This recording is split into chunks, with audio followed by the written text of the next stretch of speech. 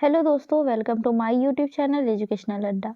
दोस्तों, हम लोग एनसीईआरटी बेस्ड एमसीक्यू को प्रैक्टिस सेट के माध्यम से देख रहे हैं, जिसमें अब तक हम लोगों ने टोटल 90 सेट को डिस्कस कर लिया है। आज के सेट में हम लोग सेट नंबर 91 को डिस्कस करेंगे। अगर आपने हमारी पहले की वीडियोस को नहीं देखे हैं तो उसे देख लीजिएगा। चैनल पे नए हैं, सब्सक्राइब कर बेल आइकन को प्रेस कीजिए ताकि हमारी आने वाली सारी महत्वपूर्ण वीडियोस आप तक सबसे पहले पहुंच सके। तो चलिए स्टार्ट करते हैं आज के सेशन को। आज के सेट का पहला प्रश्न है,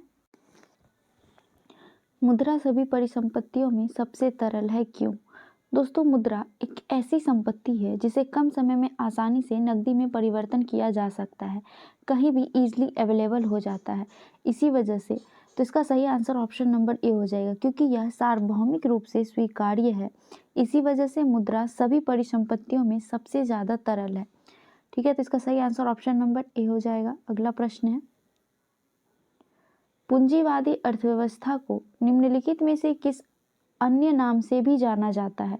तो दोस्तों, पूंजीवादी अर्थव्यवस्था को अन्य नाम से बाजार अर्थव्यवस्था के नाम से जाना जाता है। दोस्तों, पूंजीवादी अर्थव्यवस्था मुक्त बाजार या मुक्त उद्यम प्रणाली के नाम से भी जाना जाता है।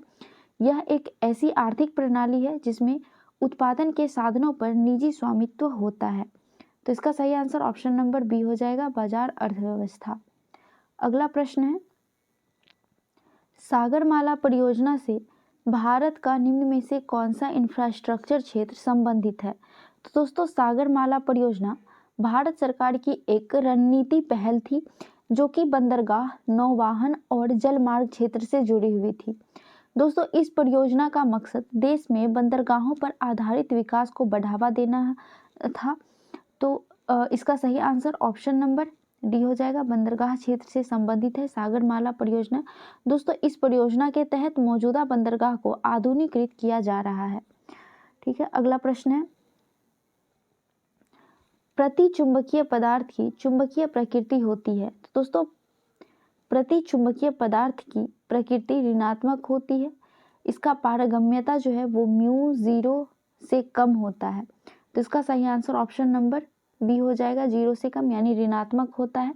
प्रति चुंबकीय पदार्थ में शून्य निबल चुंबकीय संवेग होते हैं।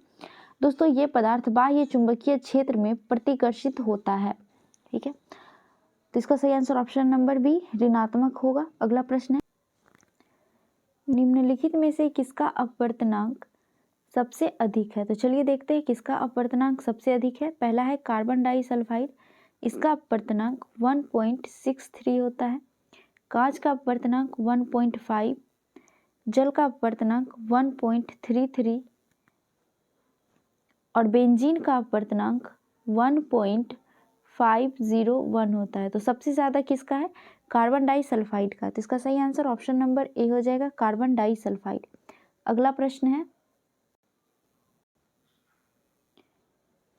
किसी चालक तार का प्रतिरोध तापमान के बढ़ने से डैश होता है। तो दोस्तों, किसी भी चालक तार का प्रतिरोध तापमान के बढ़ने से क्या प्रभाव पड़ता है? तो दोस्तों, resistance is directly proportional to temperature, यानी कि रेजिस्टेंस यानी प्रतिरोध के समानुपाती होता है तापमान। अगर तापमान बढ़ेगा तो रेजिस्टेंस यानी प्रतिरोध भी बढ़ेगा। तो इसका सही आंसर ऑप्शन नंबर बी हो जाएगा, बढ़ता है। अगला प्रश्न है, जिस तापमान पर तरल का वाष्प का दबाव ठोस के वाष्प के बराबर होता है उसे क्या कहा जाता है? तो दोस्तों, तरल का वाष्प का दबाव ठोस के वाष्प के बराबर होता है तो उसे हिमांक बिंदु कहते हैं।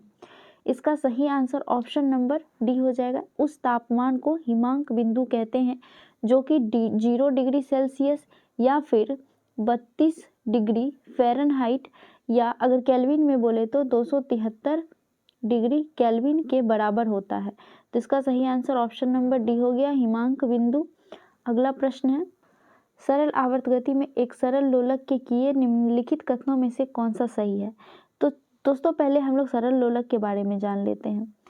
सरल लोलक इस प्रकार से काम करता है, ये मध्य बिंदु हो गया, ये लास्ट मतलब अंतिम बिंदु होता है। तो मध्य बिंदु में क्या होता है? वेलोसिटी मैक्सिमम होता है और एक्सीलरेशन जो है वो 0 होता है। लेकिन जो यहाँ पे होता है, यहाँ पे एक्सीलरेशन जो है वो मैक्सिमम होता है और वेलोसिटी 0 होता है। सेम यहाँ पे भी होता है, एक्सेलरेशन मैक्सिमम होता है और वेलोसिटी 0 होता है। तो अब पूछ रहा है सरल लोलक के बारे में कि कौन सा कथन सही है। तो चलिए हम लोग देखते हैं।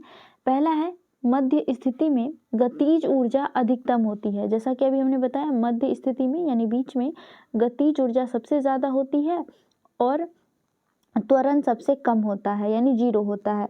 तो पहला तो कथन सही है। दूसरा है मध्य स्थिति में स्थितिज ऊर्जा अधिकतम होती है। तो स्थितिज ऊर्जा नहीं दोस्तों, गतिज ऊर्जा अधिकतम होती है, तो ये गलत हो जाएगा।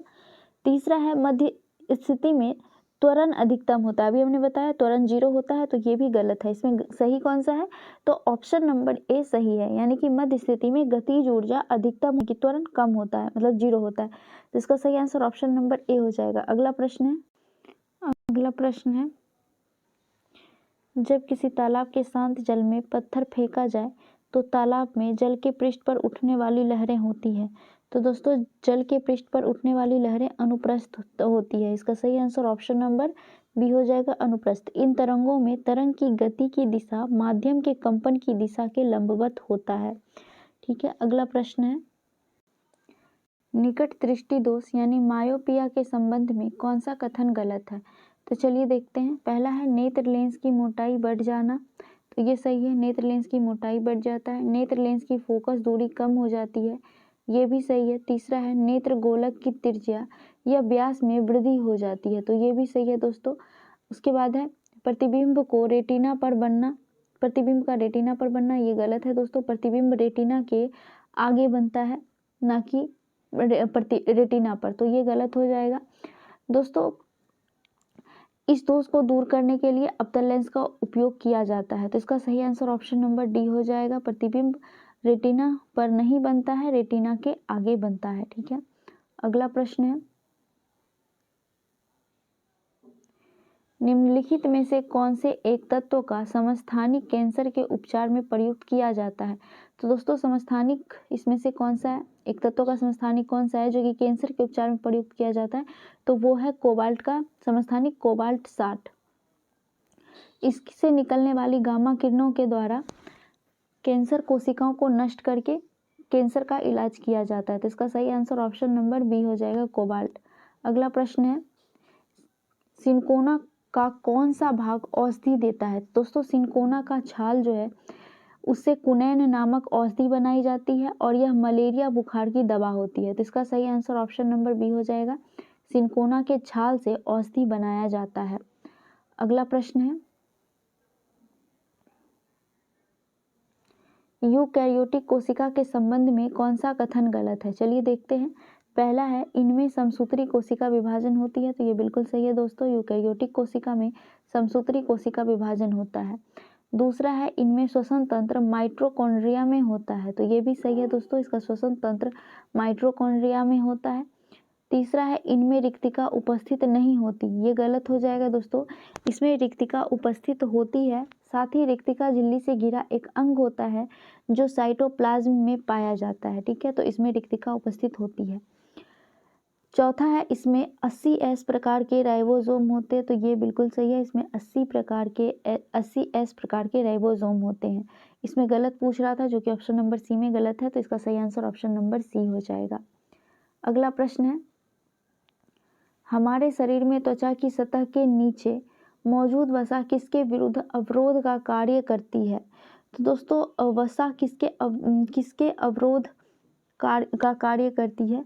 तो वो शरीर से उष्मा की क्षति को रोकता है। इसका सही आंसर ऑप्शन नंबर ए हो जाएगा। दोस्तों वसा की परत शरीर को गर्मी और ठंडक से बचाने के साथ साथ ऊर्जा भंडारण का भी काम करती है। तो इसका सही आंसर ऑप्शन नंबर ए है, शरीर से उष्मा की क्षति। अगला प्रश्न है, फलों का मधुर यानी कि मीठा स्वाद किसके कारण होता है। तो दोस्तों फलों का मीठा स्वाद फ्रुक्टोज के कारण होता है। इसका सही आंसर ऑप्शन नंबर ए हो जाएगा, फ्रुक्टोज। अगला प्रश्न है, निम्नलिखित में से कौन सा सही सुमेलित नहीं है। चलिए देखते हैं। पहला है कोशिका सिद्धांत, यह किसने दिया था। तो दोस्तों यह स्लाइडेन एंड स्वान ने दिया था, ना कि रॉबर्ट हुक ने, तो ये तो गलत हो गया। दूसरा है लाइसोसोम के खोज करता है डी दुबे, बिल्कुल सही है। तीसरा है इंसुलिन के है बेंटिक एवं बेस्ट। उसके बाद है रक्त परिसंचरण तंत्र, इसकी खोज करता है विलियम हॉर्वे, ये दोनों सही है। तो गलत कौन सा है, ऑप्शन नंबर ए सही सुमेलित नहीं है। क्या हो जाएगा? कोशिका सिद्धांत के खोजकर्ता कौन थे? स्लाइडन एंड स्वान थे। तो इसका सही आंसर ऑप्शन नंबर ए हो जाएगा। अगला प्रश्न है, किसी तत्व का परमाणु संख्या 17 है, द्रव्यमान संख्या 36 है, तो उसके न्यूक्लियस में न्यूट्रॉन की संख्या क्या होगी? दोस्तों, जब द्रव्यमान संख्या में परमाणु संख्या को घटाया जाता है तो न्यूट्रॉन की या फिर प्रोटॉन की संख्या निकलकर बाहर आती है। तो चलिए देखते हैं, जब हम लोग 36 में से 17 को घटाएंगे तो कितना हो जाएगा? यहाँ पे 19 निकल के आएगा। तो इसका सही आंसर ऑप्शन नंबर बी हो जाएगा, न्यूट्रॉन की संख्या 19 होगी। अगला प्रश्न है, विद्युत चालन करने वाले अधिकांश द्रव्य अम्ल और क्षारों और डैश के विलयन होते हैं। तो दोस्तों, यह द्रव्य अम्ल, क्षार और लवण के विलयन होते हैं जो कि विद्युत का चालन करते हैं, क्योंकि दोस्तों ये जल में घुल जाते हैं और आयन बनाते हैं। ये आयन पानी में आवेश वाहक के तौर पर काम करता है, जिससे विद्युत का चालन होता है। तो इसका सही आंसर ऑप्शन नंबर बी हो जाएगा, लवण। अगला प्रश्न है, जिस संविधान सभा द्वारा भारत के संविधान का अधिनियमन किया गया उसके सदस्य कौन थे? तो दोस्तों, भारतीय संविधान का अधिनियमन जिस संविधान सभा के द्वारा किया गया उसके सदस्य विभिन्न प्रांतों की विधान सभाओं द्वारा निर्वाचित सदस्य थे। तो इसका सही आंसर ऑप्शन नंबर ए हो जाएगा, विभिन्न प्रांतों की विधान सभाओं द्वारा निर्वाचित सदस्य। अगला प्रश्न है, निम्नलिखित में से कौन सा रीट निजी स्वतंत्रता का एक आधार है? तो दोस्तों, इसका सही आंसर ऑप्शन नंबर ए हो जाएगा, बंदी प्रत्यक्षीकरण, जो कि निजी स्वतंत्रता का एक आधार है।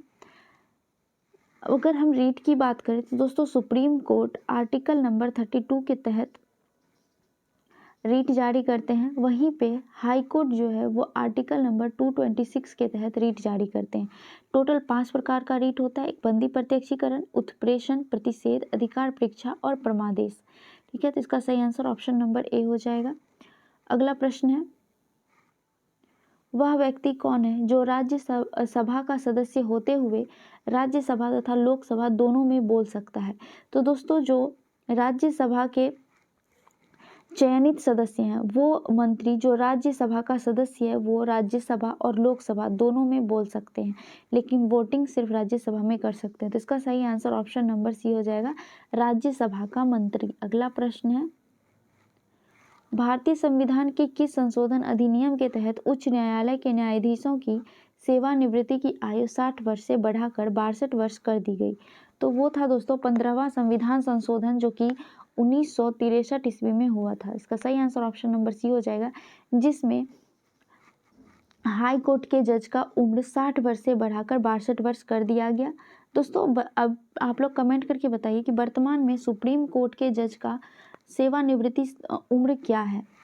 तो इसका सही आंसर ऑप्शन नंबर सी हो जाएगा। अगला प्रश्न है, लिखित में से कौन सा स्थानीय सरकार का मामला नहीं है? तो दोस्तों, इसमें से कानून और व्यवस्था, यह स्थानीय सरकार का मामला नहीं है, यह संघ तथा राज्य प्रशासन के अंतर्गत आता है। तो इसका सही आंसर ऑप्शन नंबर बी हो जाएगा। दोस्तों, स्थानीय सरकार जो है वो राज्य प्रशासन के अंतर्गत आता है, सबसे निम्न स्तर पे ये काम करता है। तो कानून और व्यवस्था तो संघ का भी है, इसीलिए कानून और व्यवस्था सरकारी स्थानीय सरकार का मामला नहीं है।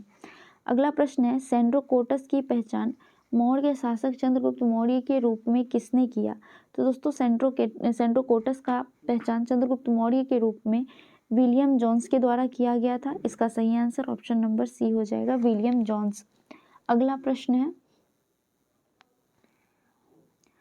कलिंग नरेश खारवेल की हाथी गुम्फा प्रशस्ति किस भाषा में अंकित है? तो दोस्तों, कलिंग नरेश खारवेल की हाथी गुम्फा प्रशस्ति प्राकृत भाषा में अंकित है। इसका सही आंसर ऑप्शन नंबर ए हो जाएगा, प्राकृत। दोस्तों, हाथी गुम्फा प्रशस्ति कहाँ पे स्थित है? तो यह उड़ीसा के भुवनेश्वर के उदयगिरी नामक पहाड़ी में स्थित है। ठीक है, अगला प्रश्न है, मौर्य शासन व्यवस्था में रूपदर्शक नामक अधिकारी था। तो दोस्तों, रूपदर्शक नामक अधिकारी यह सिक्कों का परीक्षण करता था। तो इसका सही आंसर ऑप्शन नंबर ए हो जाएगा, सिक्कों की जांच करता था। ठीक है, अगला प्रश्न है, निम्नलिखित में से कौन होम रूल लीग की स्थापना से संबंधित नहीं था? तो इसका सही आंसर ऑप्शन नंबर ए हो जाएगा टी.एस. ऑलकॉट। यह होम रूल लीग से संबंधित नहीं है। बाकी Annie Besant, M Subramaniam Iyer और बाल गंगाधर तिलक, ये तीनों होम रूल लीग से संबंधित हैं। अगला प्रश्न है, जालियांवाला बाग में प्रदर्शन के लिए लोग क्यों जमा हुए थे? तो दोस्तों जालियांवाला बाग में प्रदर्शन के लिए लोग इसलिए जमा हुए थे क्योंकि किचलू और सत्यपाल को बंदी बना लिया गया था। तो उन दोनों को छुड़वाने के लिए एक विरोध प्रदर्शन किया गया था। तो इसी वजह से जालियांवाला बाग में लोग इकट्ठा हुए थे। उसी दिन दोस्तों बैसाखी का भी दिन था। ये घटना हुई कब थी? तो दोस्तों 13 अप्रैल, कब? 13 अप्रैल 1919 ईस्वी को हुई थी, जहाँ पे जनरल ओ डायर ने गोली चलाने की अनुमति दी और वहाँ पे गोली चलाया गया, जहाँ पे लगभग 2000 से प्लस लोग मरे थे। तो इसका सही आंसर ऑप्शन नंबर सी हो जाएगा। किचलू तथा सत्यपाल के बंदी बनाने के विरोध में प्रदर्शन करने पहुंचे थे लोग जालियांवाला बाग में। अगला प्रश्न है, निम्नलिखित भारतीय शासकों में कौन सर्वप्रथम सहायक संधि में सम्मिलित हुआ? तो इसका सही आंसर ऑप्शन नंबर डी हो जाएगा, निजाम अली। दोस्तों सबसे पहले सहायक संधि पर हस्ताक्षर करने वाले थे हैदराबाद के निजाम। सहायक संधि की शुरुआत किसके द्वारा की गई थी? तो दोस्तों सहायक संधि की शुरुआत लॉर्ड वेलेस्ली के द्वारा 1798 ईस्वी में किया गया था, जिस पर सबसे पहले हस्ताक्षर हैदराबाद ने किया था। इसका सही आंसर ऑप्शन नंबर डी हो गया। अगला प्रश्न है, किस वैज्ञानिक ने सर्वप्रथम खोज की कि पृथ्वी सूर्य के चारों ओर घूमती है? तो दोस्तों ये खोज कोपरनिकस के द्वारा किया गया था। इसका सही आंसर ऑप्शन नंबर सी हो जाएगा, कोपरनिकस। अगला प्रश्न है, निम्नलिखित में से कौन सा सौरमंडल का भाग नहीं है? तो दोस्तों इसमें से सौरमंडल का भाग कौन सा नहीं है? तो वो हो जाएगा निहारिका। निहारिका क्या है दोस्तों? तो यह जिसे नेब्यूला भी कहते हैं निहारिका को, यह अंतरिक्ष में मौजूद धूल और गैस का एक विशाल बादल है। तो यह सौरमंडल का भाग नहीं है। इसका सही आंसर ऑप्शन नंबर डी होगा। अगला प्रश्न है, मौसम के बारे में अध्ययन करने वाले वैज्ञानिक को कहा जाता है? तो दोस्तों मौसम के बारे में अध्ययन करने वाले वैज्ञानिक को मीटियोरोलॉजिस्ट कहा जाता है। इसका सही आंसर ऑप्शन नंबर डी हो जाएगा, मीटियोरोलॉजिस्ट। वहीं पे अगर बात करें सिस्मोलॉजिस्ट का, तो दोस्तों भूकंप का अध्ययन करने वाले वैज्ञानिक को सिस्मोलॉजिस्ट कहते हैं। ऑन्कोलॉजिस्ट किसको कहते हैं? तो कैंसर के उपचार करने वाले विशेषज्ञ को ऑन्कोलॉजिस्ट कहते हैं। एंथ्रोपोलॉजिस्ट किसको कहते हैं? तो दोस्तों मानव शास्त्र का अध्ययन करने वाले वैज्ञानिक को एंथ्रोपोलॉजिस्ट कहा जाता है। अगला प्रश्न है, दक्षिण अमेरिका के मध्य अक्षांशीय घास के मैदान को किस नाम से जाना जाता है?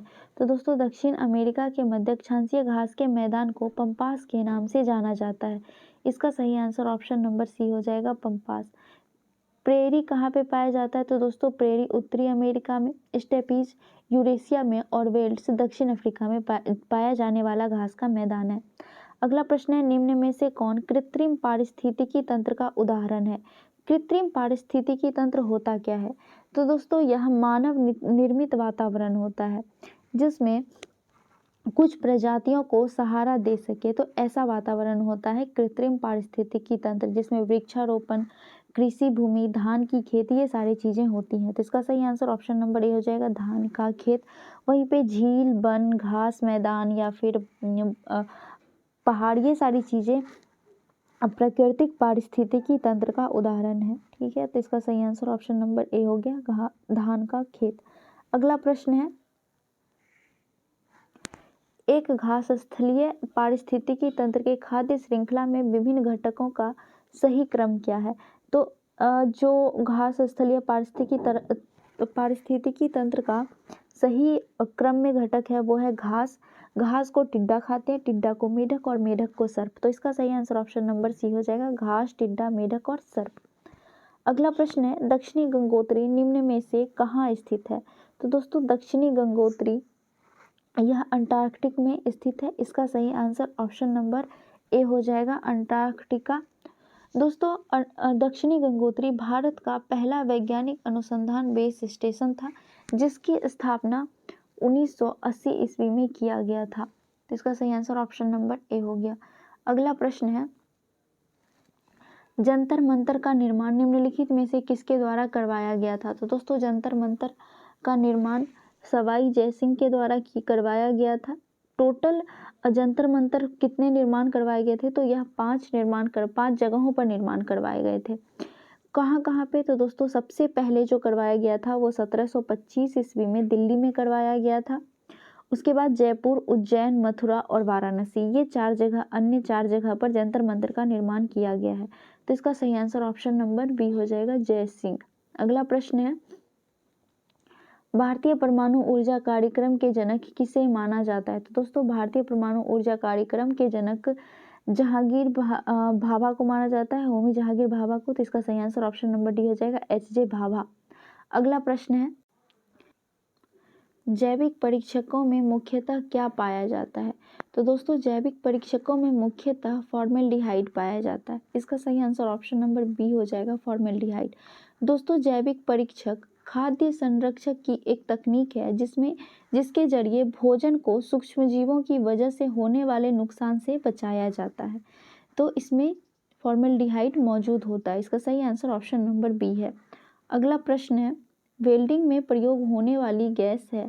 तो दोस्तों वेल्डिंग में प्रयोग होने वाली गैस ऑक्सीजन के साथ साथ एसिटिलीन होता है, ऑक्सीजन तथा एसिटिलीन।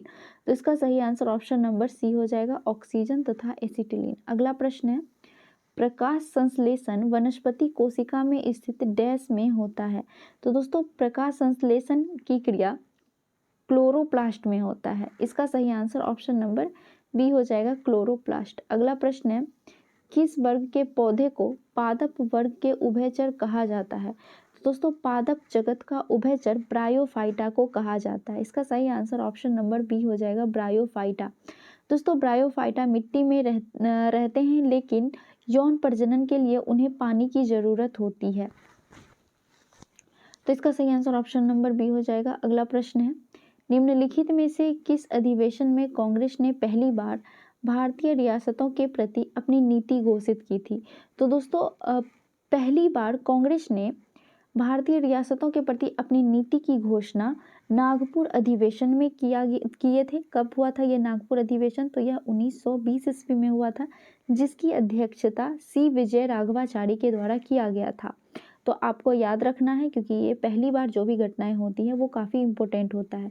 तो ये मॉडर्न हिस्ट्री से एक तो रिलेटेड है और उसमें भी पहली बार पूछा गया है, तो इसलिए ये काफ़ी महत्वपूर्ण क्वेश्चन बन जाता है। तो इसको याद रखिएगा कि पहली बार भारतीय रियासत के प्रति अपनी नीति की घोषणा कांग्रेस के द्वारा नागपुर अधिवेशन 1920 ईस्वी में की गई थी, और उसकी अध्यक्षता कौन कर रहे थे? तो सी विजय राघवाचारी के द्वारा उसकी अध्यक्षता की जा रही थी। ठीक है, अगला प्रश्न है, अशोक ने किस अभिलेख में दक्षिण भारतीय राज्यों का उल्लेख किया है? तो दोस्तों अशोक ने अपने द्वितीय मुख्य अभिलेख में दक्षिण भारत के राज्यों का उल्लेख किया है। इन राज्यों में चोल, पांड्य, सतपुरा और केरल पुत्र नामक राज्य का वर्णन देखने को मिलता है। तो इसका सही आंसर ऑप्शन नंबर ए हो जाएगा, द्वितीय मुख्य शिलालेख में। अगला प्रश्न है, गृह कर लगाने वाला दिल्ली का प्रथम सुल्तान कौन था? तो दोस्तों गृह कर लगाने वाला पहला दिल्ली का सुल्तान अलाउद्दीन खिलजी था। इसका सही आंसर ऑप्शन नंबर बी हो जाएगा, अलाउद्दीन खिलजी। दोस्तों अलाउद्दीन खिलजी ने बाजार नियंत्रण प्रणाली की भी शुरुआत की थी। ठीक है, अगला प्रश्न है, भारत में प्रथम मकबरा जो शुद्ध इस्लामिक शैली में निर्मित हुआ था वो कौन सा है? तो दोस्तों शुद्ध इस्लामी शैली में निर्मित प्रथम मकबरा बलबन का मकबरा है। इसका सही आंसर ऑप्शन नंबर बी हो जाएगा, बलबन का मकबरा, जो कि महरौली नई दिल्ली में स्थित है। अगला प्रश्न है, मकड़ियाँ यानी स्पाइडर में उत्सर्जी उत्पाद होता है। तो दोस्तों मकड़ियाँ में उत्सर्जी उत्पाद गुआनिन होता है। इसका सही आंसर ऑप्शन नंबर डी हो जाएगा, गुआनिन। बिच्छू और मकड़ियाँ जैसे एराक्निड अपने विशिष्ट उत्पाद को गुआनिन के रूप में उत्सर्जित करते हैं, इसीलिए दोस्तों इसे गुआनोटिलिन भी कहा जाता है। ठीक है, तो इसका सही आंसर ऑप्शन नंबर डी हो जाएगा। अगला प्रश्न है, लाली वन्यजीव अभ्यारण्य किस राज्य में स्थित है? दोस्तों लाली वन्यजीव अभ्यारण्य, जिसे लाओ खोवा वन्यजीव अभ्यारण्य के नाम से भी जानते हैं, यह असम के नगांव जिले में स्थित है। इसमें ऑप्शन में कहीं मिस्टेक हुआ है, अरुणाचल प्रदेश को आप असम बना लीजिएगा। तो असम के नगांव जिले में स्थित है, इसका सही आंसर हो जाएगा असम। ठीक है, अगला प्रश्न है, नाइट्रोजन स्थिरीकरण करने वाला स्वतंत्र जीव बैक्टीरिया कौन सा है? तो दोस्तों नाइट्रोजन स्थिरीकरण करने वाला स्वतंत्र जीव बैक्टीरिया एजेटोबैक्टीरिया है। कौन सा है? एजेटोबैक्टीरिया। इसका सही आंसर ऑप्शन नंबर डी हो जाएगा। दोस्तों एजेटोबैक्टीरिया एक वायवीय जीवाणु है जो मिट्टी में नाइट्रोजन स्थिरीकरण करने का काम करता है। अगला प्रश्न और आज के सेशन का लास्ट प्रश्न है, वीडियो कैसी लगी जरूर बताइएगा। प्रश्न है, दक्षिण का नीरो किसको कहा जाता है? तो दोस्तों दक्षिण का नीरो यह महमूद गवाह को कहा गया है। इसका सही आंसर ऑप्शन नंबर ए हो जाएगा, महमूद गवाह। तो हमारा आज का सेशन यहीं तक था। वीडियो कैसी लगी जरूर बताइएगा, अच्छी लगी हो तो लाइक करके जाइएगा। दोस्तों वीडियो बनाने में बहुत मेहनत लगता है तो प्लीज़ लाइक तो करके जाइएगा, एक लाइक तो बनता है। अगर चैनल पे नए हैं सब्सक्राइब कर लीजिएगा, अपने दोस्तों में शेयर कीजिएगा। मिलते हैं नेक्स्ट सेट में। जय हिंद।